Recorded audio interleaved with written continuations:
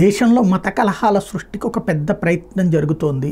Especially Dasara దీపావళిని పురస్కరించుకుని social media సాక్షిగా ఎవరో ఒకళ్ళు రెచ్చగొట్టే ప్రకటనలు చేస్తారు. ఆ రెచ్చగొట్టిన దాన్ని ఫాలో అప్ చేస్తారు. తద్వారా హిందూ ముస్లింల మధ్య విభేదాలు సృష్టించడానికి విదేశీ శక్తుల సాయంతో కుట్ర జరుగుతోంది. ఎస్పెషల్లీ విదేశీయులే దీన్ని ప్రొవోక్ చేస్తారు. దాన్ని సాగతీసుకుని మన వాళ్ళు చేస్తారు. ప్రిపేర్డ్గా ఉండండి. ఇది ఢిల్లీ పోలీసులకి కేంద్ర ఇంటెలిజెన్స్ శాఖ ఇచ్చినటువంటి సలహా. విదేశీయులైనా స్వదేశీయులైనా మన వాళ్ళు ట్రాప్లో పడటం సహజం, జరిగిపోతూనే ఉంది.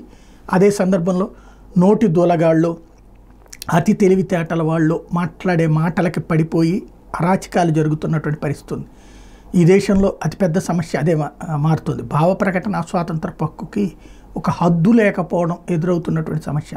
దాంతోపాటు మైనారిటీల బుజ్జగింపు చర్యల్లో భాగంగా మెజారిటీల మీదన కేసులు పెడుతూ ఉండటంతో రగులుతున్నటువంటి అంశం ఎక్కడో చిన్నదిగా ఫ్లేరప్ అయ్యి చిన్నదిగా పుట్టి పెద్దగా ఫ్లేరప్ అవుతున్నటువంటి రోజు. కాబట్టి అక్కడ ఢిల్లీ పోలీసులకే కాదు, దేశంలో ప్రతి ఒక్కళ్ళు అలర్ట్గా ఉండాల్సిన సందర్భం.